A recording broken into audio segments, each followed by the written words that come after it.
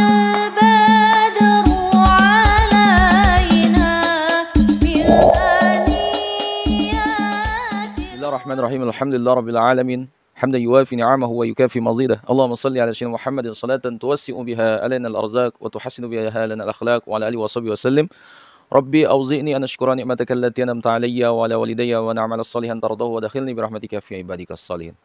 Asabiku semua, di depan dai salafi, pejabat Kemenak Saudi ingatkan agar hati-hati keluarkan kata bid'ah.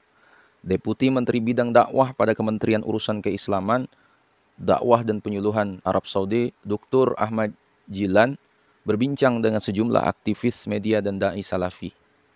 Di antara yang hadir pada acara itu adalah yang pertama, pembina Radio Roja, Ustaz Badrus Salam. Kemudian yang kedua, pembina Surau TV, Ustaz Muhammad Elfi Syam. Kemudian yang ketiga, Direktur Wesal TV, Ustaz Afifuddin Rohali. Dan yang keempat, di situ ada Sekjen Asosiasi Radio Televisi Islam Indonesia atau RTVC, Ustaz Diding Subarudin, dan perwakilan dari Jurnalis Islam Bersatu Jitu. Sabiku semua, Syekh Jilan itu menekankan agar para aktivis dakwah itu lebih melapangkan dada untuk saling menasehati dan tidak terjebak ke dalam fanatisme kelompok. Salah satu wujudnya adalah membuka diri terhadap orang lain dan memperluas referensi. Jangan membatasi diri dengan satu atau dua ulama, satu atau dua buku saja sebagai rujukan. Pakai juga yang lain, kata beliau. Sehingga ketika ada orang yang hendak mengkritik, mereka tidak mendapatkan celah.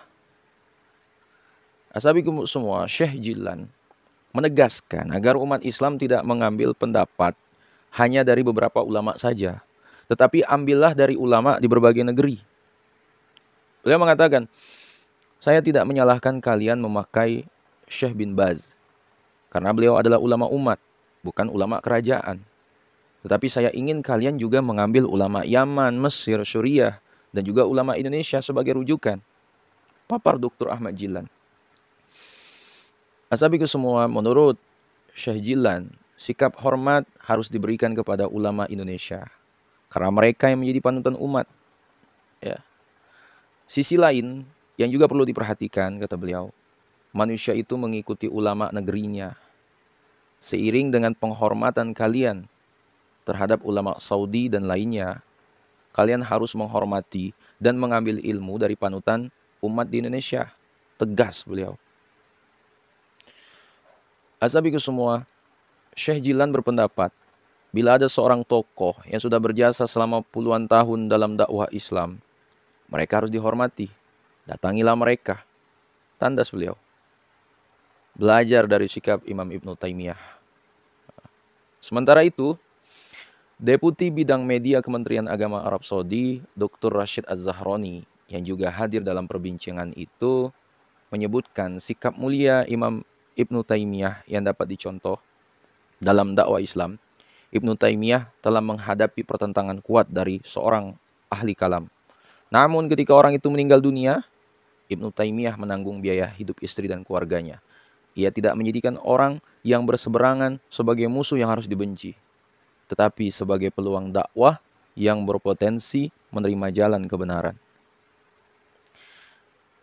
Asabiku semua, terakhir, selain itu, penyebaran dakwah Islam juga dihambat oleh fenomena sebagian da'i yang keras dalam bersikap dan menuduh setiap orang yang ia lihat keliru sebagai ahli bid'ah. Selain mempersempit dakwah, tindakan ini menurut beliau mirip dengan orang-orang yang berlebih-lebihan dalam takfir. Kata beliau, jangan terlalu mudah menuding ini bid'ah, itu bid'ah. Bila berlebihan, maka ini akan menjerumuskan ke dalam takfir serampangan, mengkafirkan orang yang tidak berdasar. Ujar Dr. Ahmad Jilan. Asabiku semua, menurut beliau, orang yang banyak manfaat bagi umat selama mereka bagian dari Ahlus Sunnah perlu didekati dan dirangkul, bukan dijauhi. Sebab sempitnya pandangan sebagian da'i itu telah membuat mereka terpecah-pecah dan tidak menyatu. Kata beliau, maka ini harus dihindari dan hendaknya berusaha untuk lebih lapang dada dan terbuka. Beliau berharap bila umur panjang, tidak lagi menyaksikan perpecahan di antara mereka. Apa kata beliau?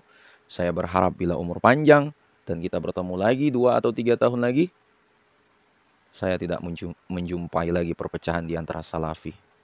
Ujar beliau penuh harap. Wallahu alam. Assalamualaikum warahmatullahi wabarakatuh.